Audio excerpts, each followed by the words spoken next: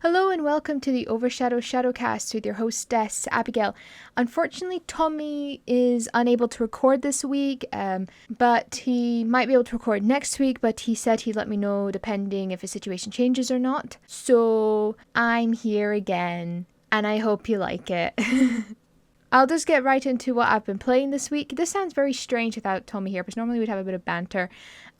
It started thinking, if it's sounding a bit more like robotic, like very samey, just let me know and maybe I can change it up a little bit. But I don't know, I started this and I had to restart it because it just sounded very strange just to go, oh, welcome to Overshadow Shadowcast, and then, oh, this is what I've been playing. But this is pretty much what I've been doing for the last few weeks, but it's still, I don't know, today just sounded weird, so I had to start this all over again. I'll just go into what I've been playing. So I've not been playing Spyro because Tommy wants me to play GTA 5, so I have been doing that instead. It's taken a while for me to kind of get used to it. So like I said, I've still been playing GTA 5. So originally I was playing as Franklin, and it was kind of basically just covering the basics of actually how to play. It was the bare bones of the story, you know, setting the scene, setting everything up. And that was fun for a little bit, and then I ran out of money as Franklin, and things got boring. Really, really boring. Then Michael happened. Michael was one of the robbers from the very first mission. In the robbery, how I was talking about last week, how that kind of sets up the premise of the absolute basics of basically how to move, how to hold a gun, all this kind of stuff. So he was one of the robbers from that situation.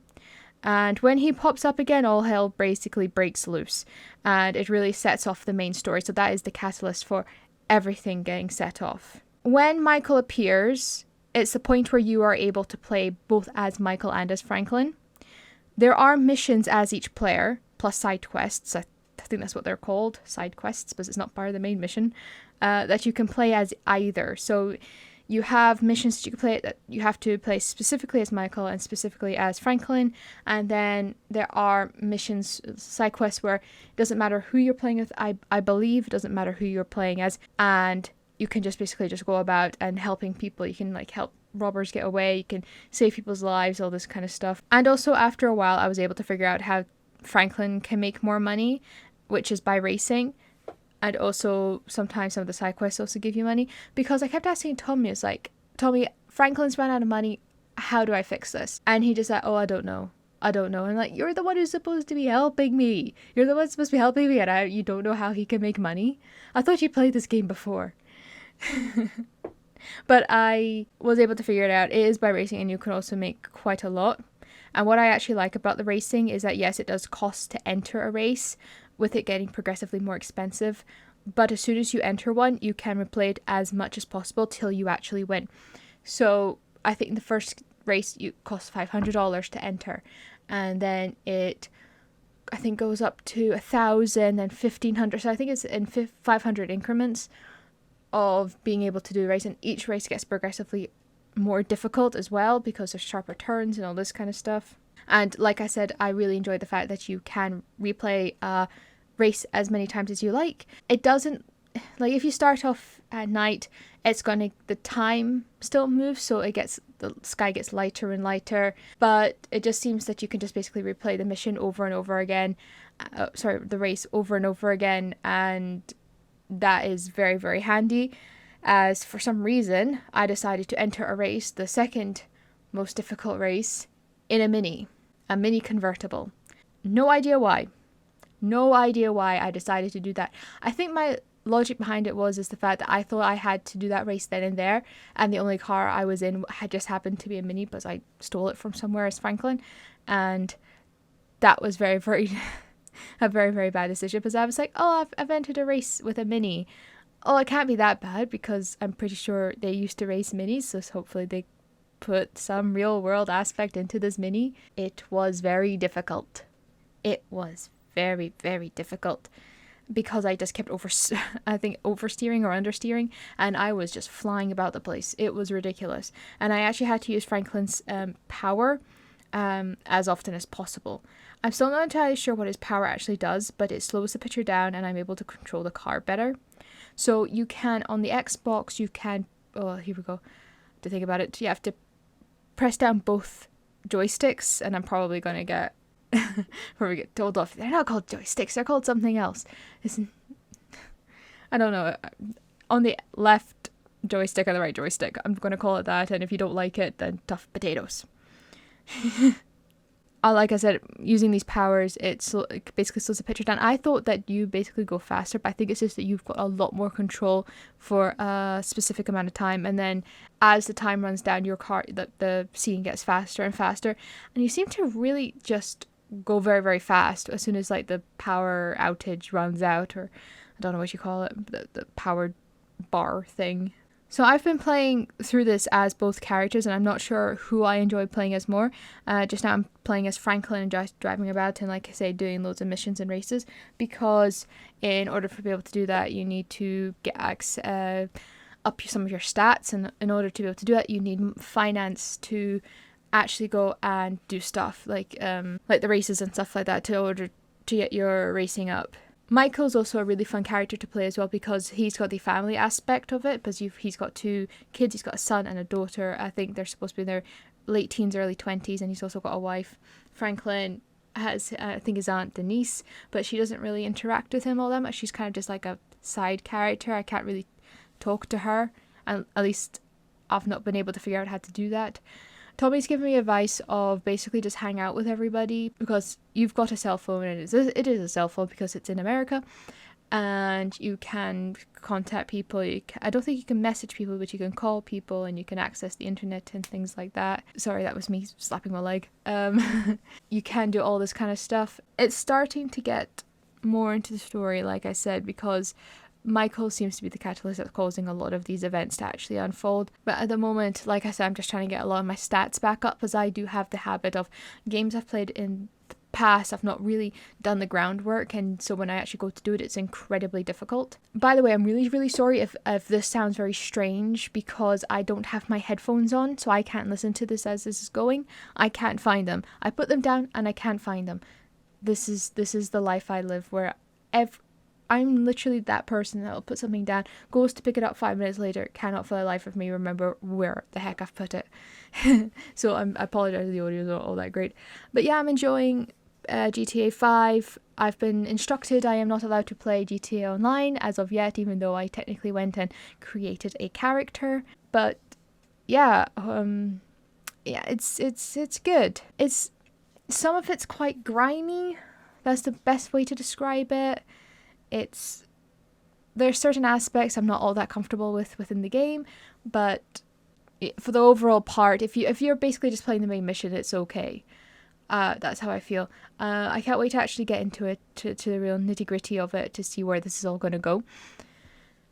It does look like it's going to be interesting. So after all that, I am just going to move on to the stories. So the first one is incredibly quick, and it is about Borderlands. So it's more like a piece of information than an actual story. I suppose, same thing. Borderlands The Handsome Collection is free on the Epic Game Store at the moment, and I thought I'd like to let you guys know in case anyone wants to get it. Anyway, I like that game stores are actually giving away pretty expensive games to keep people at home as much as possible. I've bought it, got it for free, and I've added it to my long list of games to play. So like I said, it's on there, it's free. I can't remember how long it's free for, but honestly, just go on every now and again and see what games they have for free, because I mean, that's a pretty good deal. A game collection that would have cost $49.99 is now free, and it's been the same pretty much every time I go on Epic Game Store. They've got a really expensive game that they've put on for free. I do like the fact that loads of the gaming things are keeping up the initiative of people trying to stay home as much as possible, because it's not disappeared. The event of the world at the moment has not disappeared, but we are just trying to make it they're just trying to make it a little bit better, I think. So the second story I have for you, the team behind the writing for The Outer Worlds has actually won the Nebula Award for Best Game Writing. And this adds to their already extensive achievements this year, including the Big Apple Award for Best Game of the Year. That's from the New York Game Awards. At the 23rd Annual DICE Awards, they won the Best Role-Playing Game of the Year. At this is a long one, NAVGTR Awards. I should have looked up what that meant. Can't remember. They won for Best Art Direction, Character Design, These are, one for one for art direction, there we go. One for character design, one for original role-playing in game. The fourth one they won, which was performance in a comedy supporting, and then the last one they won at that awards was writing in a comedy. So like I said, these are just some of the awards that the game has just won this year. They also won some loads of awards last year, and it all seems to be good on the home front for Outer Worlds. Now this category at the Nebula Awards, the Nebula Award for Best Game Writing, has actually only existed for the last 2 years. And it's actually interesting because last year, Charlie Brooker won it for his Netflix Bandersnatch.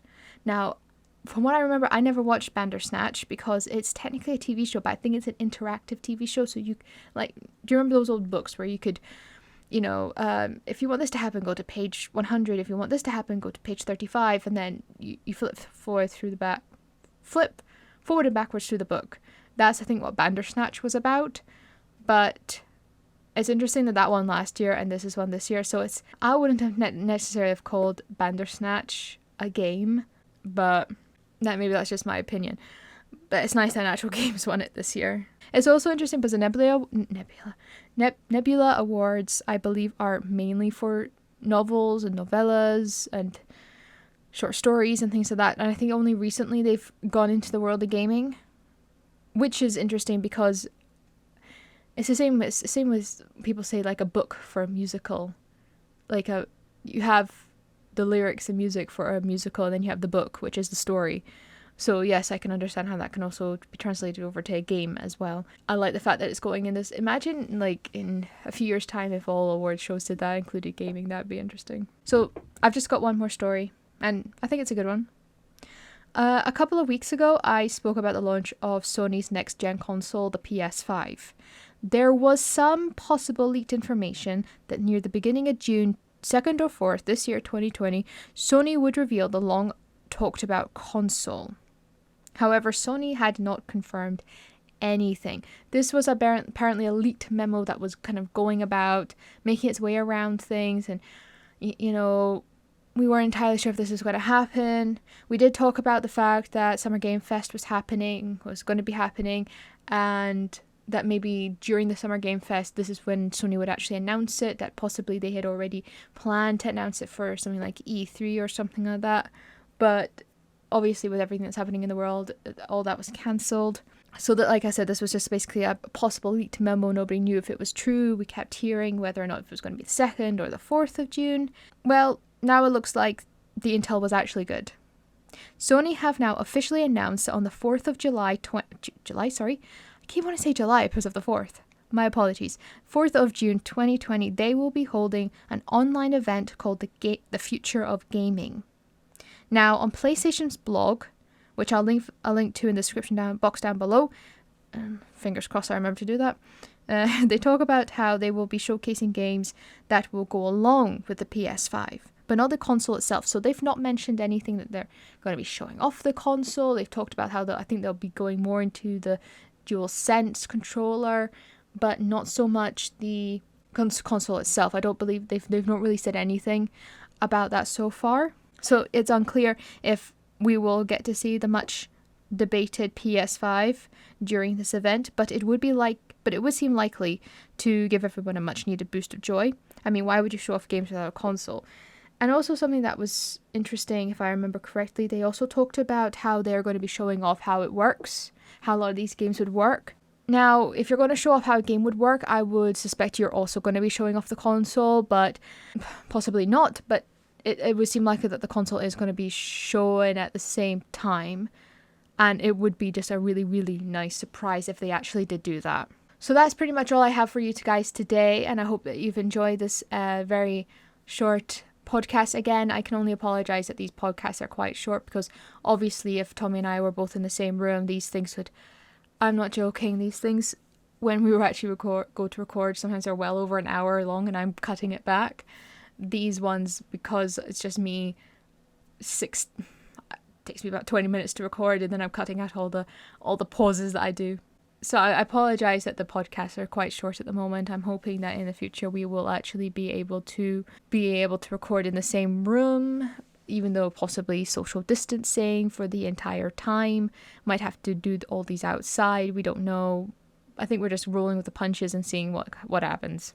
But if you liked what you heard and you want to hear more, you can hit that notification button for when we upload. You can hit that subscribe button to support us. You can hit the share button and share this with people. You can leave a comment down below what you thought about this podcast, what you'd like me to talk about possibly next week, or possibly what Tommy was going to be talking about next week, because there are many resources of information and sometimes we can only get to so many. So maybe there's stories that I've missed that you'd like me to talk about or for Tommy to talk about. You can email us at overshadow.shadowcast@gmail.com, and you can also find us on Facebook at overshadow.shadowcast. Yep, I think that's it. I think that's all the information I had to give to you guys. I was trying to think of another. I was trying to install. No, that's not right.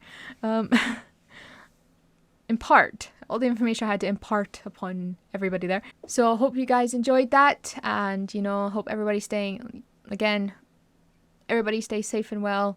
Maintain your social distancing and all that stuff. And I don't know who's going to be here next week, but if it's me, I'll see you guys. And if it's not, hope you guys have a great podcast with Tommy. Okay, bye.